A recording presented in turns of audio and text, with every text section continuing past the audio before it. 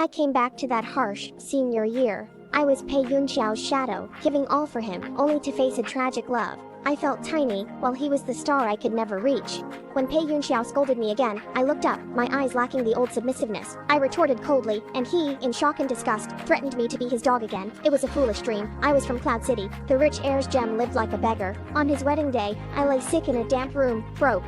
I called for help, but Meng Qingran's cold voice answered. I begged him to let Pei Yunxiao talk. He said I borrowed too much. I was exhausted and had nothing left. What could I do? Pei Yunxiao finally answered, calling me foolish. He said my father's company would fail in my hands. I asked if he ever cared. He said I insulted him, that I was a nightmare. As my life faded, I begged for one last look, but he refused. Later, Meng Qingran called, revealing the illness was Pei Yunxiao's scheme to rid himself of me. I realized my foolishness. I realized how foolish I was, giving everything for him. But fate gave me a chance to be reborn, letting me return to my senior year. I was sulking at my desk when Pei Yunxiao rudely woke me, ordering me to buy a cheap phone and get extra food. He said Meng Qingran was too thin and needed more nutrition. I couldn't help but laugh. Pei Yunxiao urged me to hurry.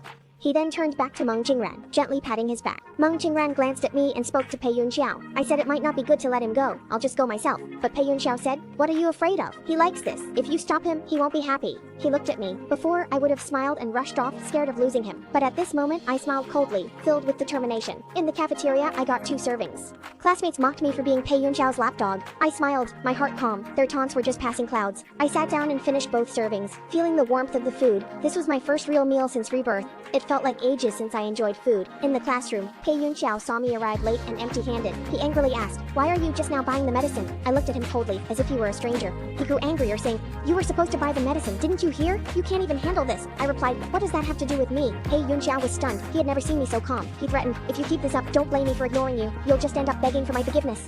I stared at his face, once captivating, now laughable. I asked, what did I do to deserve this? Others looked on with curiosity, surprised that I, the sweet lapdog, would resist. Pei Yunxiao was speechless. He remembered how obedient I used to be. He warned me not to go home with him this afternoon, but I told him indifferently that I wouldn't go home with him anymore. He seemed to forget that the driver was from my family. When Uncle Pei told me to get in, Pei Yunxiao pretended to be generous, saying he wouldn't argue with me. I almost laughed. Does he think he can still control me?